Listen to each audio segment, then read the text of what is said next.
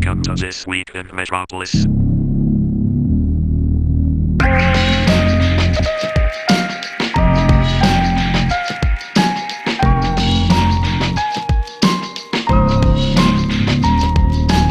transmission will begin shortly.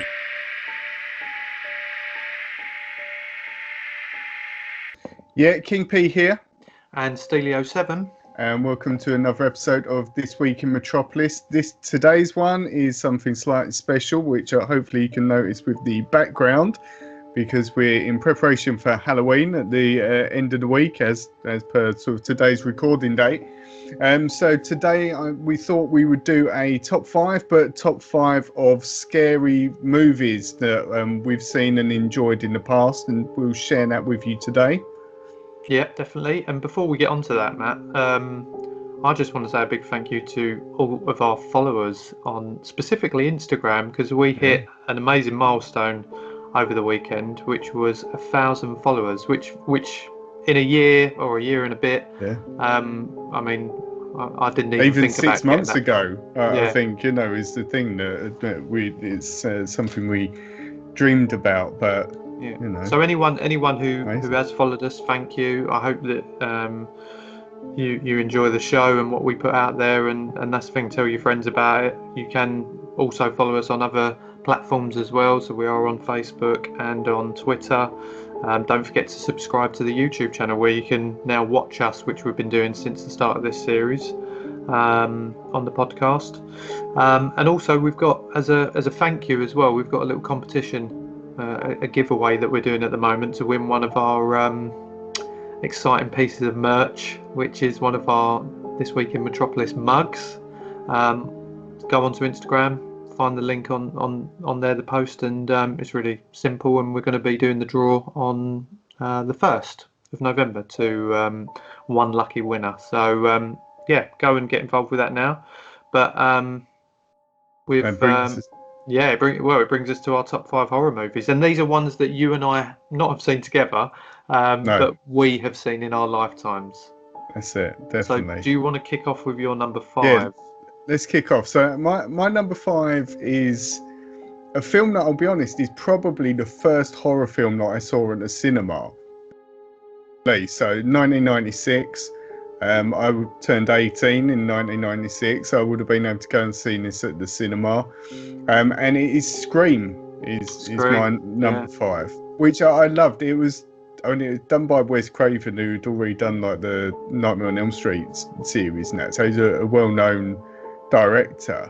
But I just felt for me, it created. I loved the fact that you had like the iconic murderer as such in it, with the ghost face, and sort of that was really stuck out. A lot of these horror movies, I think that's quite important with them, isn't it? It's like that image of the killer. I had a fancy dress costume with that mask. It was amazing.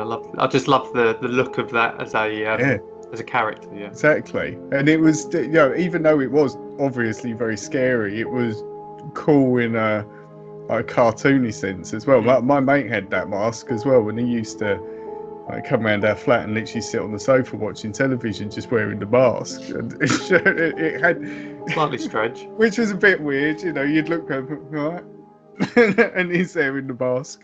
But I loved that the whole film sort of didn't take itself too seriously. I felt it found that balance of being such a good horror movie and really scary, tense in places, but it also didn't take itself seriously, and it sort of referenced itself a bit in the people are blaming each other, but then you've trying to work out who did it or who is the killer. But also there was comment on the kids being they're desensitized to this, they don't care about murderers and this sort of thing anymore, and they were almost celebrating this character, whoever it was that was going around in that. Awesome.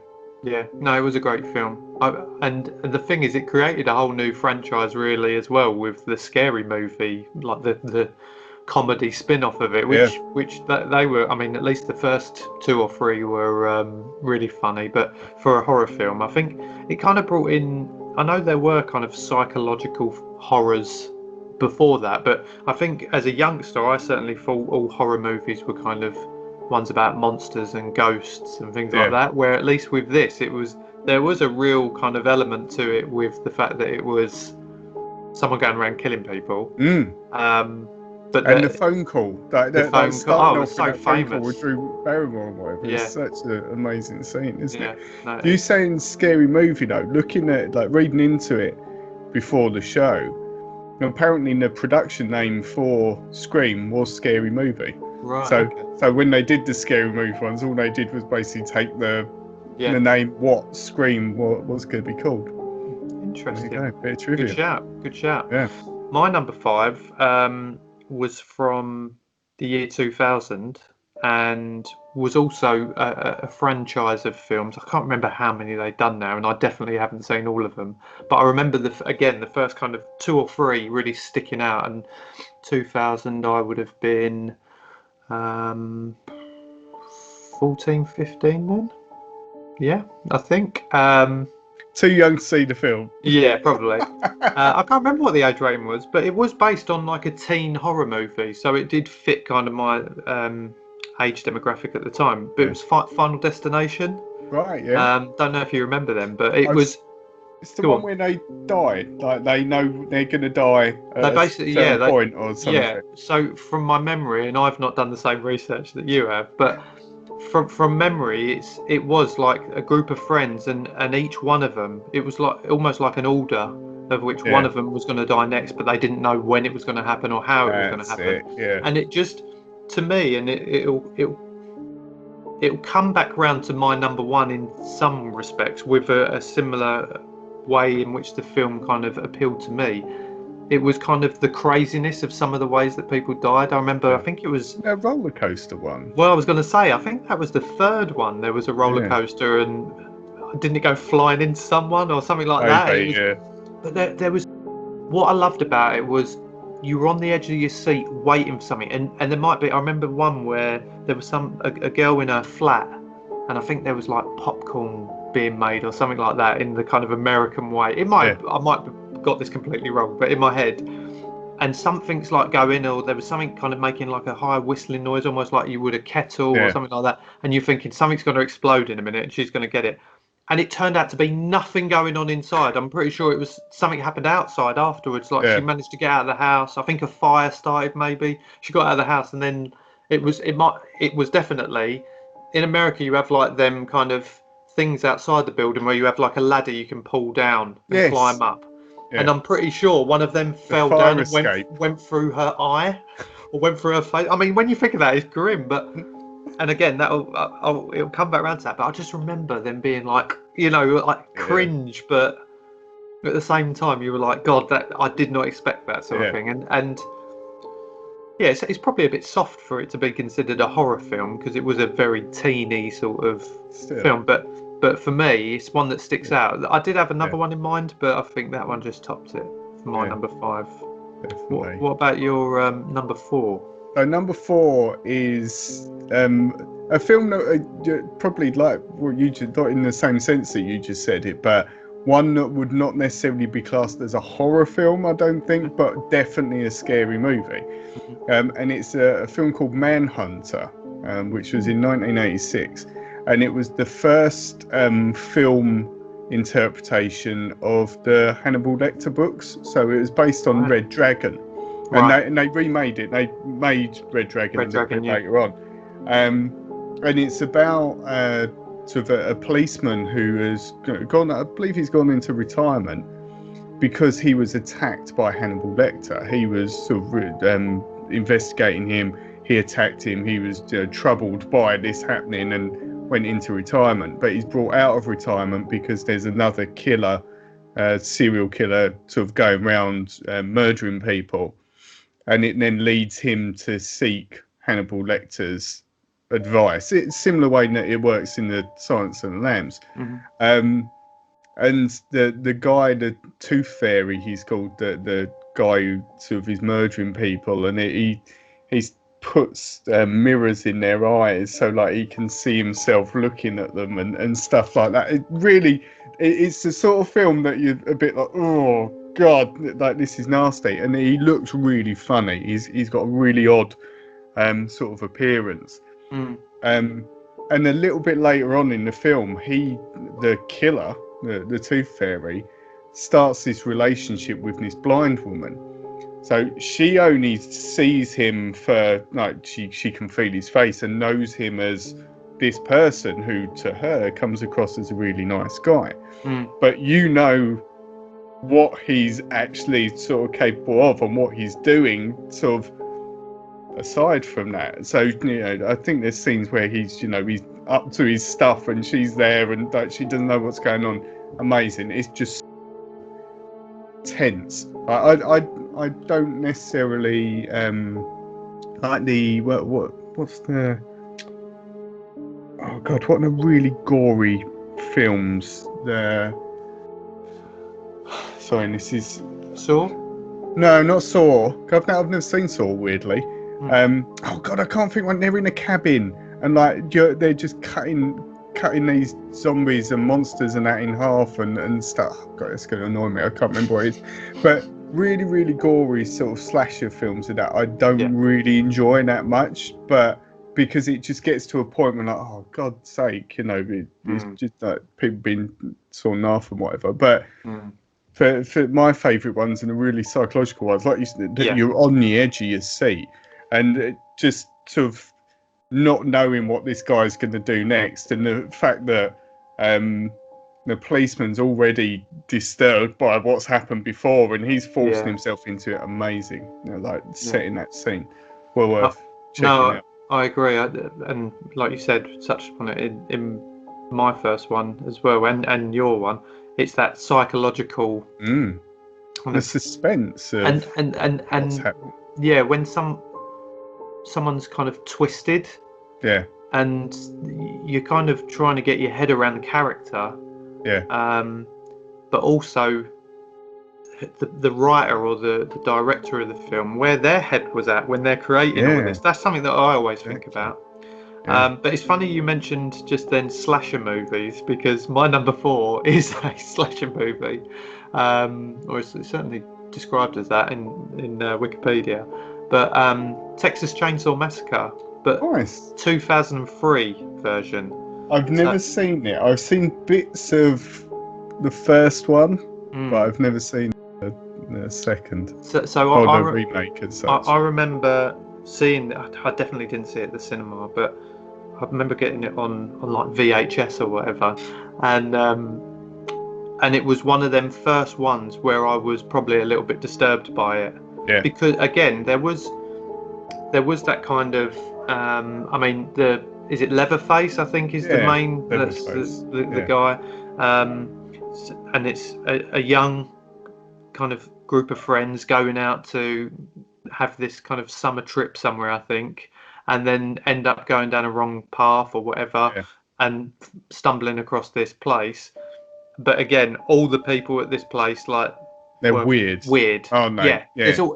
They're always that way, you know. It's so like I remember kind of that in the original, they're sitting around the kitchen table or whatever, and it's that horrible house, and they're proper. Very much the same, and I just remember it like, again, not kind of researching the story for Texas Chainsaw Massacre is pretty standard. People get killed essentially. Yeah, he's a monster. I can't remember if someone managed. I'm pretty sure someone survived at the end and they managed to get away, but it's just kind of like non-stop throughout. Like one person done, and they're like when the people are being chased, and you think, oh, they've got away, and you have that moment where it's kind of silent in the film. Yeah. And then all of a sudden, boom! He's there again, and he's hacking through. And just disturbing looking at him. Yeah. So like for me, hasn't he got a face, like a mask made of someone else's face or something? Yeah, well, that's essentially what it is. Exactly what he used to do. Yeah, because, and I'm pretty sure in that, if memory serves me well, there's a bit where he turns up to try and, kill one of the other characters in it. And he's wearing the face of one of the people, like one of her friends or his friends who he saw. It's proper grim. And messed up. I'm sure if I watched that now, I'd probably judge it in a different way. But I'd like to keep that memory of it being really good at a younger age and being a bit terrified by it. And I think as you get older, certain films, I remember just slightly going off subject, well, not off subject in the fact that we're still talking about horror movies, but an old boss of mine when I was only 16 or 17 was telling me that Evil Dead That was the one I was just about to say. That was the one I was talking about. Right, okay. Evil Dead, those films. Well, I remember him telling me Evil Dead when he was younger and my age, so 16, 17 from back then, remembers going to the cinema and seeing that and being terrified. Yeah. So I went out and got a copy of it on DVD and watched it, and I was just like, really? I can't see, like, I'm watching it and I found myself laughing more. Like, I'm sure it's that one at the beginning. It's outside this house and there's like a bench outside on a swing, like swing bench thing. And it's almost like you can see someone's hand in shot just pushing the bench. Like, special effects obviously then or whatever just weren't the same. But I was watching it, I was going, God, this is really bad. But again, it's all, I think, within certain times when movies were of a different kind of stage in technology and things like that. That's it. Those ones were all like Evil Dead, and that was like the sort of budget horror films that went straight to video. A lot of those, didn't they? I found with those that it was just too much. Like, I think aren't they possessed or something? Like they get possessed by a book. It's that sort of thing.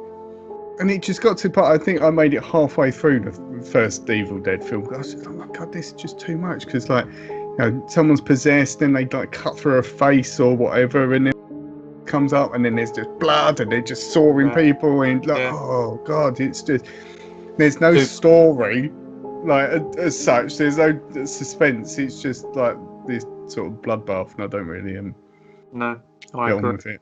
I agree. Well, that moves on to your number 3. Number 3 is a film, well, the Japanese name for the film is Ju-on, which I'm hopefully pronouncing correctly, but also known as The Grudge, which they remade. But as an American film, but I've never seen the American film, but I've seen the Japanese version of it. Which I've heard is a lot better. Mate, it ruined me. Like, there are very few horror films that will really sort of put me on edge. But this one, I remember sitting at home watching it, and it was about 11 o'clock in the morning or something. I watched this in daylight, and I'm literally sitting there, and I kept looking like at the door or thinking, hang on, what's going on? It's about this house where I think a husband sort of murdered his kids and the dog and like everyone. Grim. And then sort of from there on, there's a curse on the house. So everyone that enters this house is then subject to this curse. Yeah. But what for me, what makes it really effective is with a lot of these sort of, I believe it's sort of a thing in Japan with our horror movies. It's not heavy on special effects, but like the spirits or like these demons that are doing this curse are represented by, they're real actors, but they're painted really pale and white, so they got jet black hair and this like white face. And there are just bits like I watched the trailer before we did, sort of in preparation for this. And I was watching the trailer, like, oh God, I remember that bit. There's bits like she's in the shower, the sort of main girl in it. She's in the shower and she's washing her hair, like as you do.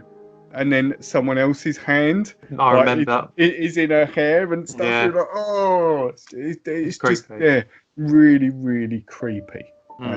But it's the best way I can describe it. And when the spirits come, there's like this weird crackling noise. It's like it's a noise that you couldn't relate to anything, and you just hear this sound, and then this like thing, and like, oh God, yeah. What year was that? That must have been like mid 2000s, that wasn't it? Was I'll be able to tell you, so I made a note of all of them. That is 2002. 2002 was it? Quite a while ago. Wow. Yeah. Yeah. But in fact, fantastic. Absolutely huge film. Like even the American version was huge. Apparently they've done quite a few of them. Looking into it, they did The Grudge, and I think they may have done a sequel, and then they've done sort of like a prequel sort of thing or something. Yeah, it's quite a few now. great film. Amazing film. Good shout. Well, my next two are actually from 2018, so recent ones. Wow. And again, they're horror. They're a good crossover between the two, kind of what we're talking about, psychological, then at the same time supernatural monster sort of side, Yeah. and they merge the two, and they're similar in certain ways. But number 3 for me is a film called Bird Box, Right. which Yeah. was Netflix bought that one out, and I didn't watch it straight away. Actually, it actually was only probably within the last few months, since we've been under lockdown and coronavirus and all been at home indoors, that I decided to watch it. Incredible film. Again, I'd highly recommend it. I mean, Sandra Bullock's the lead in it. Yeah. She's looking after her 2 kids, but basically the story is that there's this kind of thing outside in the big wide world that if you look at, you get taken over by it and become some sort of like zombie thing. Yeah. Outside, they've always got to wear blindfolds, and it's a real funny one, like that, you know. And they don't. It's very hard to trust other people, but they stumble across others, just trying to get by. Their other senses are heightened because they're not. If they're ever indoors anywhere, so all the windows are shut, because if they look out the window and see whatever this thing is, which you never see. Wow. Which is another good thing as well, because sometimes once you see it, that kind of ruins it for me. Yeah, is that it? I'm pretty sure you don't see it. It was not that long ago I watched it, but anyway. Yeah, you had your blindfold on. Yeah, I didn't want to see it. So, but it's another one of them ones where, because you knew what the characters are trying to avoid and all that, and just everything else, and then it's judging whether someone's been turned by it. You know, and then they try and basically kill everyone, or get killed. And it's one of them ones again. But adding them 2 kids in it as well just adds that, and especially as a parent, you then kind of have that kind of oh God, I'd be well protective. What would I do in that scenario with my kids and things like that? But yeah, fantastic film. I'd highly recommend that. And if you don't mind, I'll go on to my second, because there's a kind of similar one, and then we'll go with yours. But my second one is A Quiet Place. Right. Which again, similar idea, isn't it? I've never seen that either. Again, but yeah. Again, kind of flip side in the fact that people could see what was going on around, and again, there's this kind of, and you do see it in this one briefly. But there's a monster of sorts that can pick up the smallest of sound, and if they do, boom, they'll come for you, and they will get you, and they will kill you. And in this one, you've got Emily Blunt and John Krasinski. Is it Krasinski? Is that his name? I've probably just murdered his name now. Yeah, it's John Krasinski. They're married, whoever it is. They're a married couple. He's in The Office. I love him as well. I hope I've just got his name right. But yeah, so it's them. And again, they've got their kids, and it's everything. And because there's that silence a lot throughout the film, and when they do talk, it's kind of whispering. Yeah. It's so intense because you're on edge, because, you know, usually when you've got a film on, there might be something. It's loud, isn't it? Loud. Yeah. There might be a backing bit of music to it, or, you know, there's always something. With this, it's so silent. It's creepy. Yeah. And you're almost kind of, you don't want to make that noise. It's a weird sort of feeling, and I love that. If a film affects you in that way, I think that's what I love. And throughout, there's so many little things, like there's a bit where they go into like a supermarket to kind of get food and that to tide them over, and the little boy picks up like a toy. He finds a toy in there, and there's like buttons on it, and it makes noise, and you're just like, please do not. And I think John Krasinski's character, he kind of says like, no, you can't touch that, and it's kind of upsetting. But then the little girl gives him the toy, and says, put it in your bag, sort of thing, and he does. And then later on in the show, they're kind of moving back to where they live, and then they're like, where's he gone? And they look around, and he's sat there, and he's about to press the button, and he does, and the inevitable happens. And the fact that it's a kid, and you're like, Oh my god, amazing film. Wow. And there's a second one. It's out. I think the second one's out. I haven't seen that one yet. And A there's a Loud big. Place There's is the sequel. yeah, the monsters changed its tune, but It doesn't like noise. but there is a big twist at the end as well, which is really good. But I won't Mm. tell you what that is because I think you should watch it. Yeah. What's your number definitely. two? My number two is a series of films. I cheated a bit with it, which is the Living Dead series, which is Night and the Living Dead, Dawn and the Dead, Day and the Dead. They did do some more, but I like the three sort of first ones. They actually remade Night and the Living Dead, which was really, really good as well. But it's about basically a zombie apocalypse. Something has happened, and people are to have been infected and turning everyone into zombies. And the first ones, they're set in a house. I think it's in the 60s. The first one was made. Yeah, 1968. So it's really old. The first film. They're in this little. The people come together just by like trying to escape from the zombies, and end up in this house together. And you've got all these different personalities, and they're all sort of fighting against each other, and then sort of like one won't trust the other one, and then I think there's a father and son, and the son gets bitten, and then they want the son out the house, and then actually the dad won't let, and it's that sort of looks into the whole sort of social aspect of it. Like you're and again trying to imagine, God, if I was in that situation, you're trying to keep this thing out, and then but you're almost sort of fighting against who's with you as well with it. And it absolutely amazing. And the second one is a similar sort of thing, but it's set in a shopping centre, and there's this couple who have free run of this shopping centre, and no one else is there, and they have all like almost like this dream life, because they go around the shops, they put all these clothes, and it's their thing, and then people turn up, and they don't want those people in there. It's almost like, well, this is my area, I don't want you invading it. And then they finally let someone in, and inevitably, as soon as they let someone in, it goes wrong, and they get invaded by like these zombies.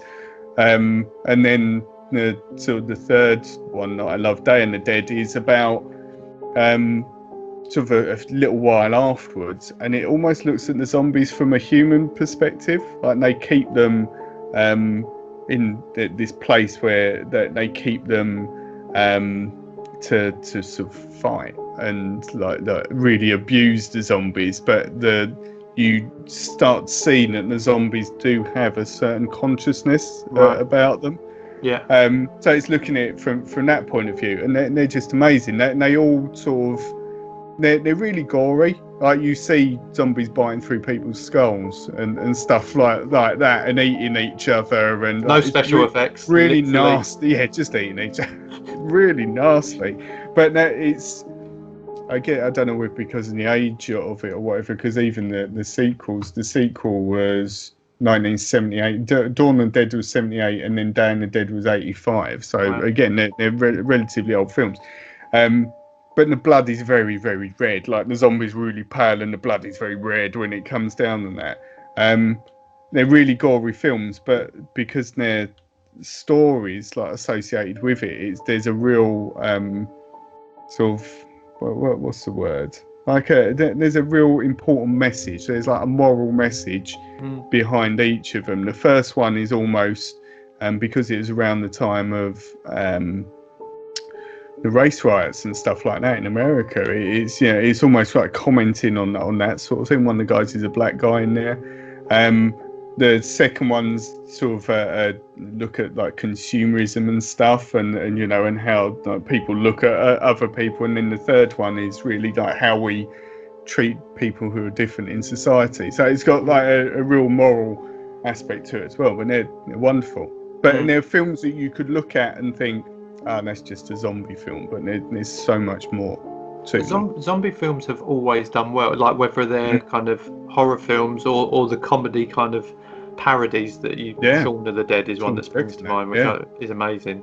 But I mean, it's a topic that kind of lads or geekier lads like probably you and I what would you do in a zombie apocalypse? There was Did books, like there's books that Yeah. my mates have got. I met in a previous job and meeting different people.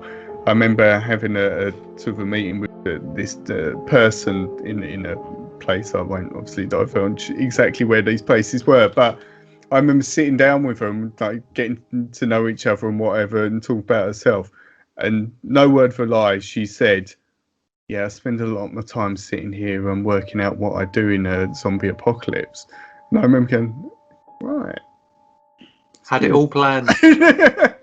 It's amazing, though, isn't it? As well, like dead serious. Yeah, I've been working that out. Like, right, okay. Crazy chick. I guess it's like it's very relatable. I think like the Walking Dead series. I don't know whether it's still going, but that went on for ages.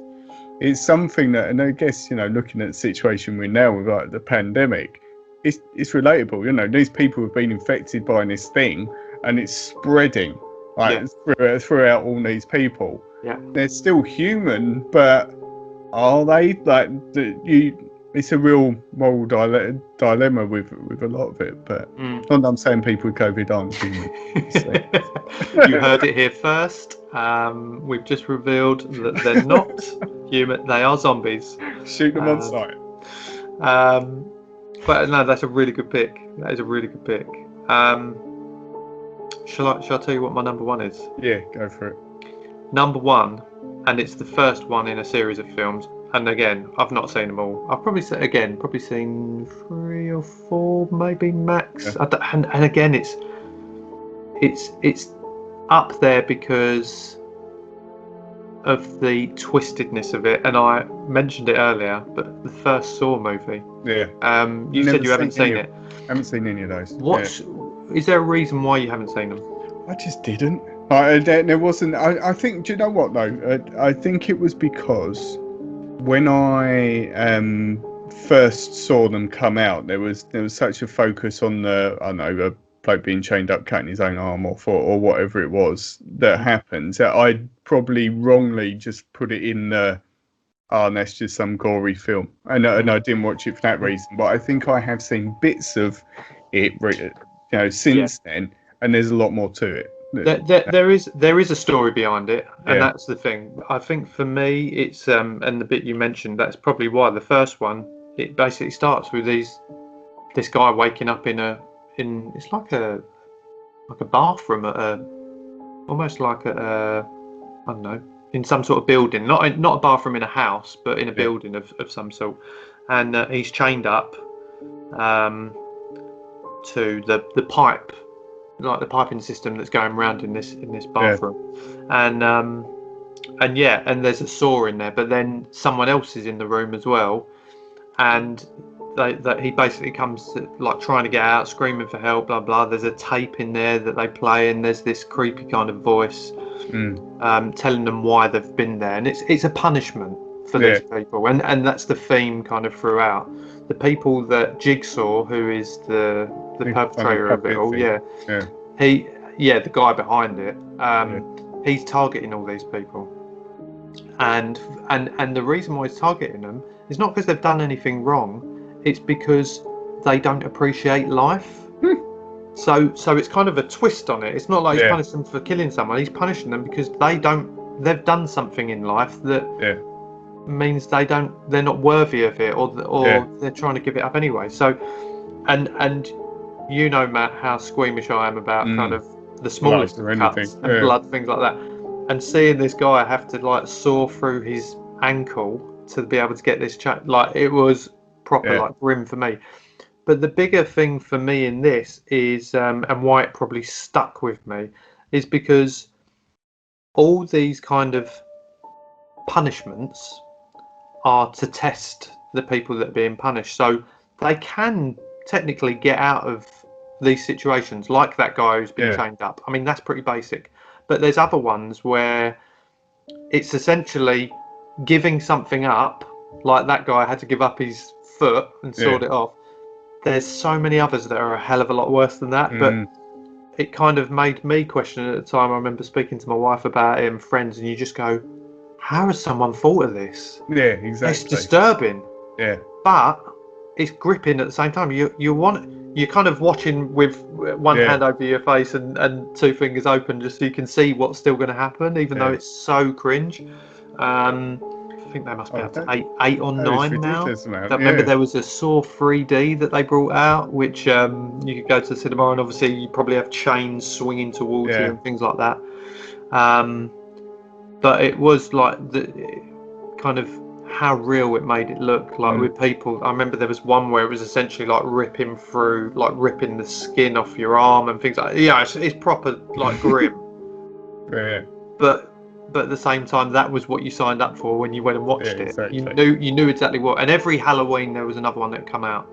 And I think certainly from my side, I've probably missed, and I'm sure we might touch upon this at the end, but missed a lot of other really good horror films that I've seen. But that one for me, just because of how gross and disturbing it was for me.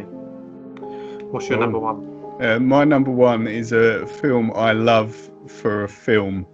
Rather than it being a horror film, I think it's sort of almost like, if you come out with something that is not horror at all, it transcends that. A Bug's Life. Well, man. No, it's The Shining, which is such an incredible film. In fact, it's like done by Stanley Kubrick, and it's got Jack Nicholson and all these amazing actors in it. But it is still a horror film in its theme, and it's about a guy who's trying to be a writer. He's a recovering alcoholic. Him and his family sort of have this second chance of going to this really remote hotel to look after it. But it turns out, they gradually find out that the previous caretaker went crazy and sort of killed his family. But their son Danny has how the title fits in, has this ability, this psychic ability called The Shining, which allows him to see essentially what's happened in the hotel, and it's just amazing, like the way that Jack Nicholson's character gradually goes mad, and that's the only way to. He just gradually sort of starts losing it, and the scenes where he's going into the ballroom and talking to the barman, who doesn't exist, but he has been the barman there all the time, and those sort of things, and this where Danny's going on his little bike down the sort of corridors, and you're seeing sort of just like his view in the corridors, and he's met by the twins and like the blood coming through the elevator doors.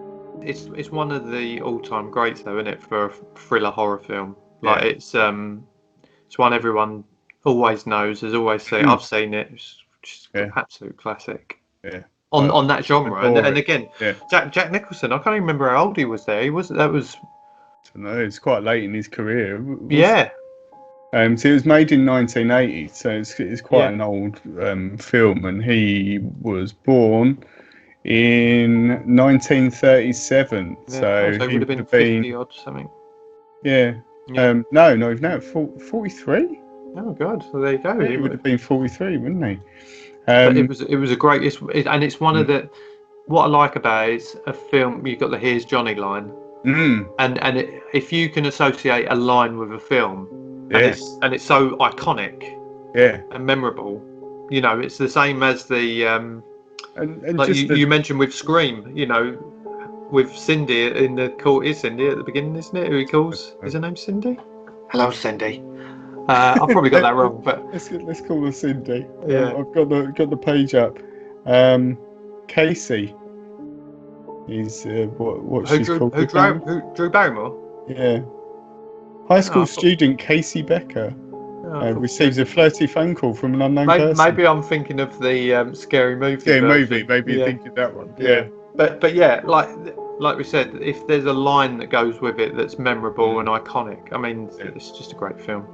Yeah. Were there any, just quickly, that nearly made the list? Do you know what? Boringly, I don't think there probably was. Like, horror, I'll be honest, is a genre that I don't sort of watch regularly. As such, I'll enjoy a good film if it's on and so on. But there weren't any standout ones for me that I thought, but I wasn't in a situation, I guess, where I had 7 like I've had in previous like ones. our Thought, box how am I gonna sort of fit this in? It was fairly standard. What about you? There was one which could have possibly been my number 5, a film called The Hole, Right. which don't know if you've ever seen that, but again, it was kind of a group of teenagers they avoid a school trip and go to this bunker, which this private educated girl knows about, and she basically locks them in and hides the key, and they think they've been locked in and can't get out, but she's got the key all along.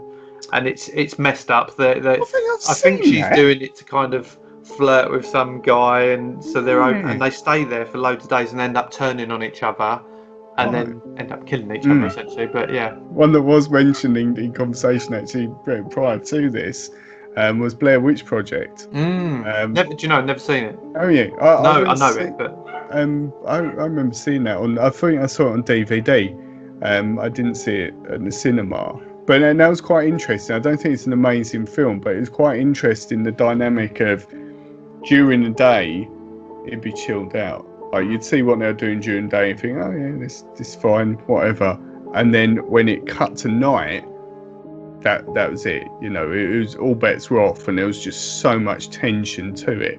And so you went through that whole film of, oh, this is fine. No, it's not. This is really bad. Oh, this is fine. No, it's not. Right up until the end, and the final scene at the end where they, I won't say what happens, but yeah, it's really, really well done. I remember seeing the Blair Witch Project 2 at the cinema, which was one of the worst films I've ever seen in my life, and I've forgot most of it because it was dreadful. One that's just crept into my mind, and it probably would have. In fact, it probably would be on the list, is Paranormal Activity. Right. That's one that I've completely forgot about. Yeah. The first one, I mean, again, it's messed up. That was a really good one. Oh, well, good top 5. Yeah, very good. We hope you enjoyed the episode. Send in your top 5. You know, if you've got a horror film that we haven't mentioned, then send them to us. Yeah, and we'll give them a shout out next week. But in the meantime, keep following us, subscribe to the channels on social media and on YouTube, and keep listening. And goodbye.